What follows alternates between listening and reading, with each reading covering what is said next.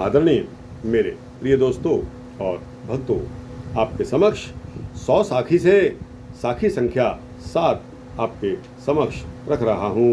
उम्मीद करता हूँ कि दोस्तों यह साखी सभी गुरु प्रेमियों को पसंद आएगी। दोस्तों, इससे पहले 6 साखियाँ मेरी YouTube पर लोड हैं और हिंदी में हैं। हिंदी में इस तरह का अभी तक कोई ग्रंथ नहीं आया। दोस्तों, आपकी याददाश्त के लिए बता दूं कि 5वीं साखी में साहब श्री गुरु गोविंद सिंह साहब केसगढ़ में दीवान सजा कर बैठे हैं। गुरु सिख काल के वश में हुआ। सिखड़ियों ने शास्त्र कथा सुनी। सती होने का बड़ा महात्म है। तो एक सिखड़ी ने गुरु जी से पूछ लिया कि हे सच्चे पातशाह, मैं भी सती होना चाहती हूँ। तब सतगुरु जी ने वचन किया कि विधवा अगर संतोष रखे तो बड़ा ही पुण्य है, और संतोष अगर ना रख सके तो किसी गुरसिख के साथ आनंद कारज करवा ले। ये साखी आपको सुनाई थी, YouTube पर ऑलरेडी लोडेड है। इसके पश्चात साखी संख्या 6 आपको सुनाई थी। दोस्तों, इसमें भी साहब श्री गुरु गोविंद सिंह साहब अपने दरबार में बैठे हैं और दरबार में उन्होंने हुक्म दिया कि नड़ी मार, कुड़ी मार, मीणे, धीर मलिए और तुरक, इन सभी के साथ हमें कोई व्यवहार नहीं रखना। उनको कोई भी दान दक्षिणा इत्यादि नहीं देनी। तब सिखों ने पूछा कि हे सतगुरु सच्चे पातशाह, इनको दान देना क्या पाप है, और इनके साथ मिलने बैठने का क्या पाप है। जो अमृत ना छके उसका नाम मीणे है, मसंद हैं और धीर मलिए हैं। और मीणा वो लोग हैं जिनके दिल में धोखा, दगा, फरेब होता है। मसंद वो हैं जो गुरुओं के पदार्थों को चुरा कर खाते हैं। धीर मलिए वो हैं जो अपने चरणों का चरणोदक अमृत कहकर लोगों को छकाते हैं और फिर अपने आप को सिंह कहलाते हैं। तंबाकू खाने वाले के साथ पानी पीना भी शराब पीने जैसा है। इसके पश्चात गुरु साहब ने इस शब्द का उच्चारण किया, पतिविण पूजा, सतविण संयम, जतविण काहे जनेऊ, नावो धोवो तिलक चढ़ावो, सुचविण सोच न होई। तो दोस्तों, इसमें गुरु साहब ने इन कैटेगरी के लोगों को, कौन कौन सी कैटेगरी, एक बार फिर आपके समक्ष रिपीट करके इसको समाप्त करते हैं कि नड़ी मार, कुड़ी मार, मीणे, धीर मलिए और तुरक, इनके हाथ से इनके साथ कोई व्यवहार नहीं रखना और कोई भी दान दक्षिणा इत्यादि इनको नहीं देनी। तो दोस्तों, इनके बारे में गुरु साहब ने इस साखी संख्या 6 में बताया है। आज आपके समक्ष साखी संख्या 7 रखने वाला हूँ। दोस्तों, बहुत ही सुंदर वृतांत है। उम्मीद करता हूँ कि आप भी बने रहेंगे इस वृतांत के अंत तक कि गुरु साहब ने इस साखी में हमें क्या शिक्षा दी है। तो दोस्तों, बिना समय गवाए इस वृतांत को शुरू करते हैं। साखी संख्या 7, 100 साखी से। मेरे सतगुरु सच्चे पातशाह तखत पर विराजमान हैं। साहब के हाथ में छड़ी जिस पर सोना और चांदी मढ़ा हुआ है। उनके सम्मुख दोनों तरफ 2 अरदासिये खड़े हैं। दोस्तों, अरदासिये वो होते हैं कि जो अरदास करते हैं, और सोने के चमर हाथ में लिए हुए चौबदार खड़े हैं। इस तरह सारा दीवान संगतों से भरा हुआ, खचाखच भरा हुआ, सुशोभित हो रहा है। और दोस्तों, भाट लोग गुरु जी का जस गाने के लिए बेताब हैं। उन्होंने अपना जस गाना शुरू कर दिया। सारा माहौल आनंद में डूब गया। तत्पश्चात सिख संगतों ने हाथ जोड़कर बेनती की कि हे सतगुरु सच्चे पातशाह जी, तंबाकू कहाँ से पैदा हुआ है। दोस्तों, तंबाकू को हमारे लोगों में, हमारे हिंदुओं में भ्रष्ट की संज्ञा दी गई है। सतगुरु जी ने हमें बताया, वचन किया कि एक बार साधु जमदग्नि ने सहनसर बाहु राजा को भोजन पर आमंत्रित किया। अब दोस्तों, आप पूछोगे कि साधु महर्षि जमदग्नि कौन थे, तो आपको बता दूं कि महर्षि जमदग्नि परशुराम, जिनको विष्णु जी का अवतार कहा जाता है, उनके पिता थे। और इसी तरह सहस्त्रबाहु, जिसकी सहस्त्र भुजाएं यानी कि 1000 भुजाओं वाला सहस्त्रबाहु कहलाया। सहस्त्रबाहु के और नाम भी हैं, जिसमें उनका नाम कार्तवीर्य अर्जुन के नाम से भी जाने जाते हैं। ये एक शक्तिशाली पौराणिक राजा थे। इन्हें है वंश का राजा माना जाता है। ये अपनी 1000 भुजाओं के लिए बहुत प्रसिद्ध थे। दत्तात्रेय भगवान को प्रसन्न करके उन्होंने 1000 भुजाओं का यह वरदान प्राप्त किया था। ये इंद्र के अंशज थे, यानी कि इंद्र का इनमें अंश था। दोस्तों, नाग तो अर्जुन था, लेकिन 1000 भुजाओं का वरदान मिलने से बाद में उन्हें सहस्त्रबाहु कहा जाने लगा। दोस्तों, इनका नाम पहले अर्जुन था, और जब इनको वरदान प्राप्त हो गया, किससे? दत्तात्रेय भगवान से, तो जब ये 1000 भुजाओं वाले बन गए तो इनका नाम सहस्त्रबाहु कहा जाने लगा। ये चंद्रवंशीय क्षत्रिय राजा कृतवीर्य के पुत्र थे, इसलिए इन्हें कार्तवीर्य अर्जुन भी कहा जाता है। दोस्तों, एक बात और बता दूं कि ये वो अर्जुन नहीं है पांडवों वाले, वो पांडव वाले अर्जुन अलग थे, और इनका नाम कार्तवार्य अर्जुन था। ये महिष्मती, जो आज माहेश्वर नगर मध्य प्रदेश में है, नर्मदा नदी के किनारे पर है, वहाँ के राजा थे। 1000 भुजाएं होने के कारण ये बहुत ही शक्तिशाली हो गए थे। इन्हें सहस्त्र भुजा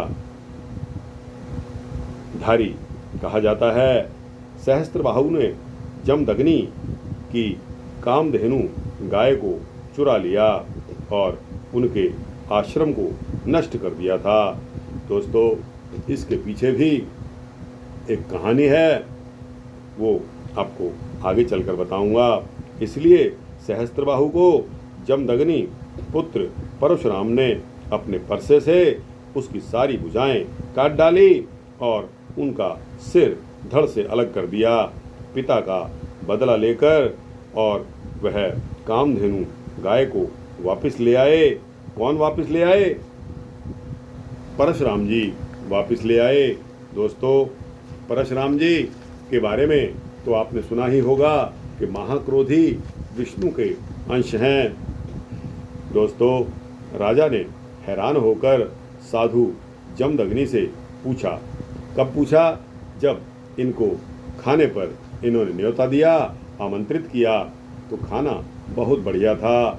ऐसा खाना राजा ने पहले कभी नहीं खाया था, और उस खाने में जो चीज़ें परोसी गई थी वह भी बहुत ही दुर्लभ वस्तुएं थी। राजा हैरान हो गया। साधु जमदग्नि से राजा ने पूछा कि ऐसी खातिर के लिए तो मेरे पास भी इतनी धन दौलत नहीं है। खाने की इतनी तारीफ हुई कि राजा ने साधु को पूछा कि हे ऋषि महाराज, जो आपका खजाना है आप उसे मुझे बताइए। तब ऋषि महाराज ने कहा कि एक तो कल्प वृक्ष है मेरे पास और एक कामधेनु गाय है, यही संतों का खजाना है। तब राजा ने कहा ये दोनों आप मुझे दे दें, मेरे काम आने वाली चीज़ें हैं। तब साधु ने कहा कि मेरे वश में नहीं, वो तो देवलोक में देवों के वश की है। साधु ने गाय को कहा कि आप यहाँ से चली जाओ। गाय ऐसा सुनते ही वहाँ से उड़ गई। राजा ने क्रोधित होकर उस पर अपने धनुष से तीर छोड़ने प्रारंभ कर दिए और उस उड़ती हुई कामधेनु गाय पर बाणों से प्रहार किया, जिससे गाय की देह छिद गई और वहाँ गाय के शरीर से खून निकल आए।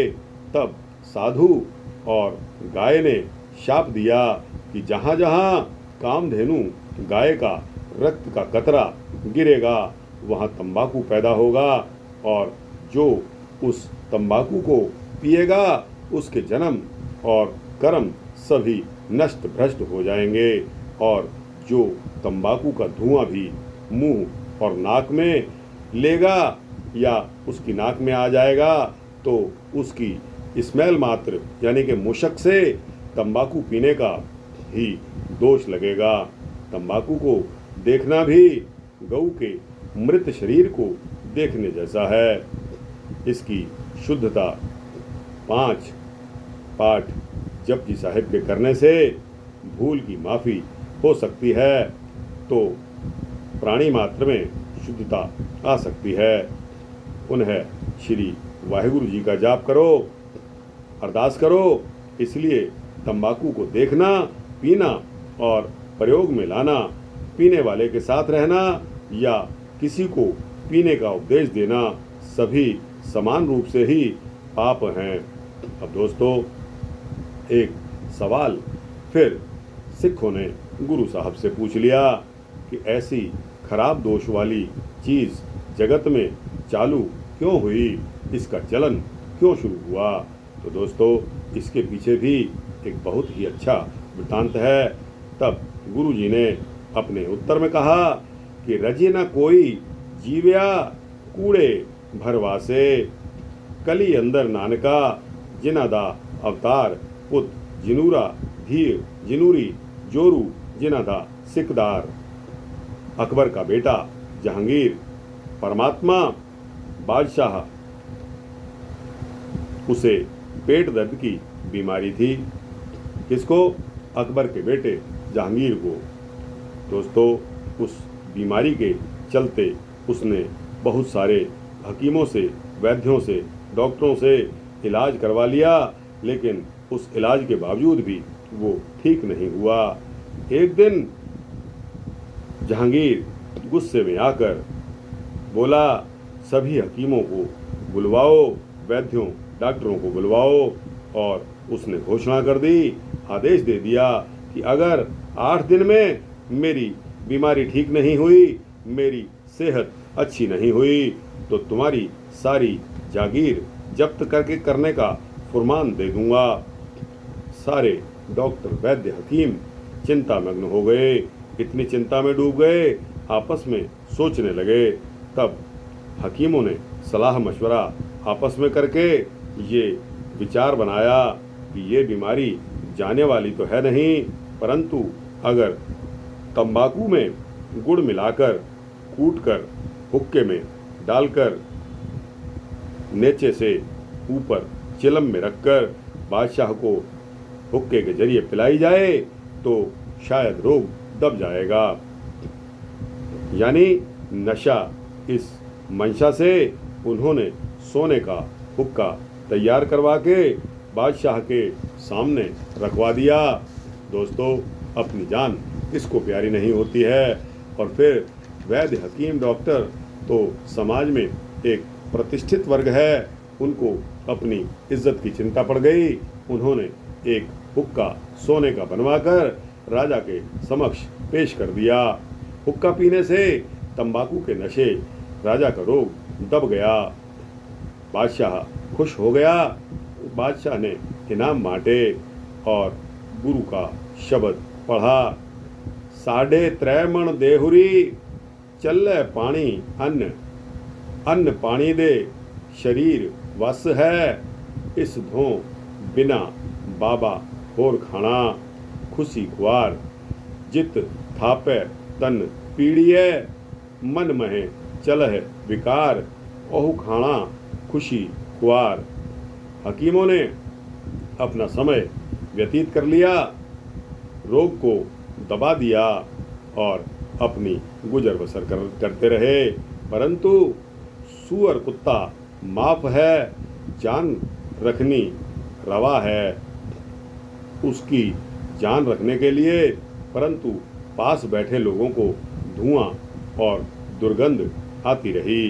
तब दुखी होकर राजा के पास बैठने वाले लोगों ने बादशाह को हाथ जोड़कर अर्ज की कि हे जहाँपनाह, दवाई बेशक बहुत अच्छी है, परंतु इसमें बदबू बहुत आती है। तब बादशाह ऐसा सुनकर अपने मन में विचार करने लगा कि मैं तो बीमारी में हूँ और यही मेरा इलाज है, मैं तो इसको छोड़ नहीं सकता।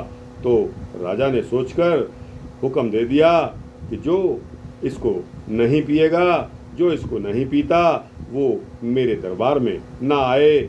उसी दिन से सभी ने इसको पीना शुरू कर दिया। क्यों? क्योंकि उनको दरबार में जाने की मनाही नहीं हो। ऐसा देखने के लिए राजा ने सिपाही भी छोड़ दिए। तब बादशाह का हुक्म हुआ कि इसमें मसाला खुशबू वाला मिलाकर और दुकानों पर इसे रखवा दिया जाए और बिकवाया जाए।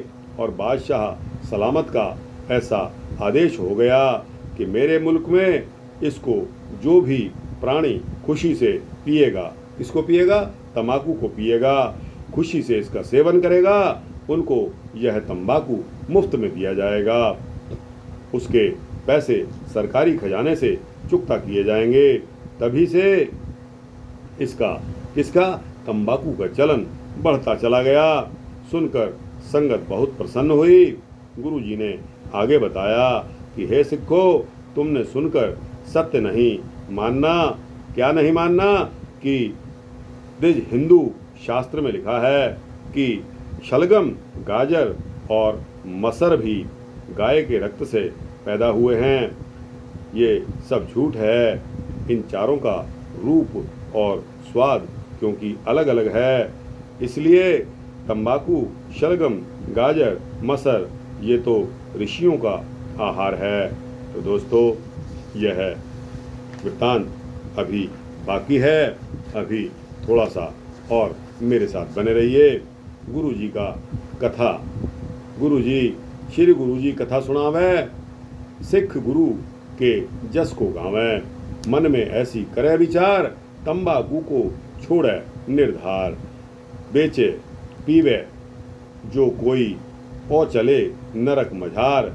हरि का दर्शन ना होवे, पूजा पाठ सब निष्फल जावे।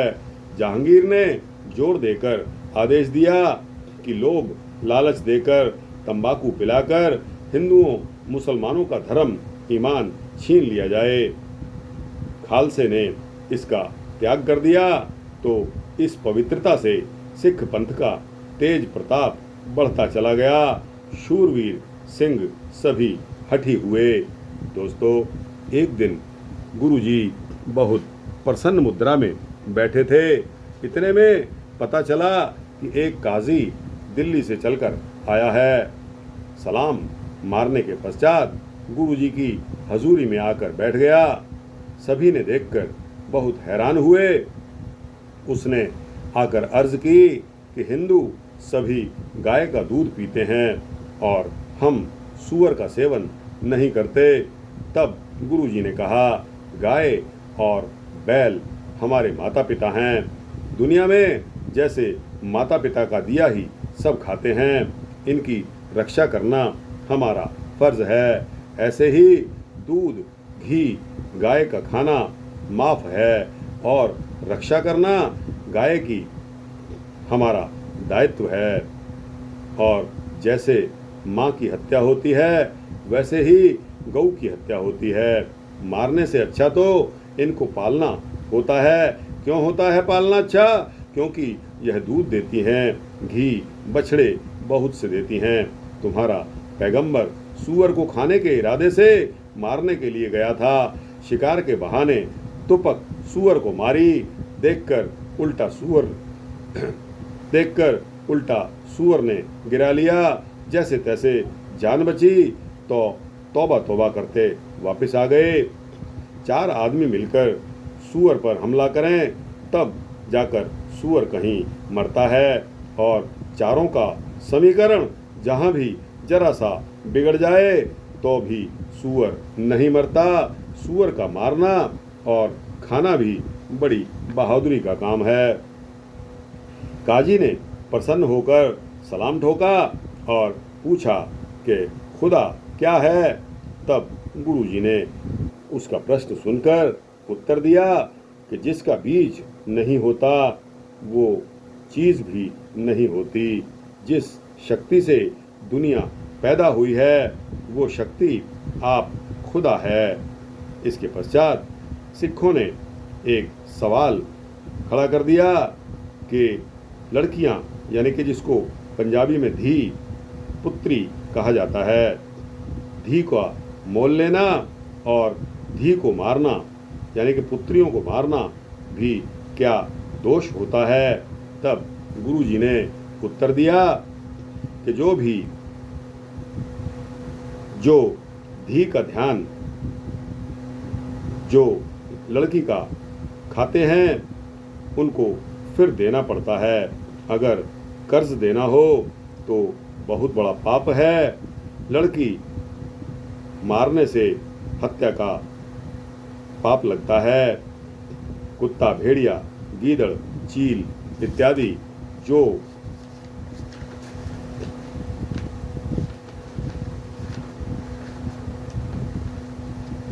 योनियां हैं और किसी जन्म में उसके घर में अंश नहीं होगा यानी उसकी कुल मारी जाएगी और 7 कुलें नरक में जाएंगी।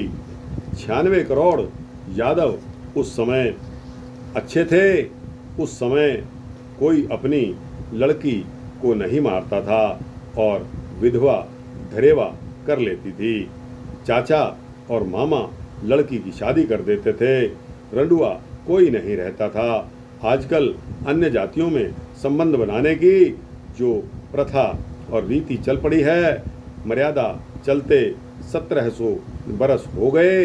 अपने पुत्र को कोई नहीं मारता। अपना पुत्र किसी ने मारा हो, आपने सुना हो तो बताइए। इसके पश्चात इस साखी में अंत में यह चौपाई आती है। श्री गुरुजी महली गए, अपने महल में गए। सिख अपने घर को आए, मिलकर कहें धन्य है गुरुजी, 10वें अवतार प्रकट है हरि जी। दोस्तों, यह साखी संख्या 7 थोड़ा वृतांत अवश्य बड़ा हो गया, लेकिन दोस्तों लोगों की, हमारे गुरु प्रेमियों की यह डिमांड थी कि 100 साखी के बारे में आप हमें सुनाइए। तो दोस्तों यह वृतांत यहाँ समाप्त होता है। आपको कैसा लगा? अच्छा लगा हो तो इसको लाइक और शेयर करते हुए अपने दोस्तों, मित्रों, भक्तों, जिज्ञासुओं को भेजना। अपनी राय कमेंट सेक्शन में अवश्य देना। दोस्तों इस चैनल को सब्सक्राइब कर देंगे तो आपको इसी तरह के सूक्ष्म भक्ति वृतांत मिलते रहेंगे। जय सद्गुरु गुरु गोविंद सिंह जी महाराज। जय सिख संतों की जय। श्री सत श्री अकाल। वाहिगुरु जी का खालसा, वाहिगुरु जी की फतेह।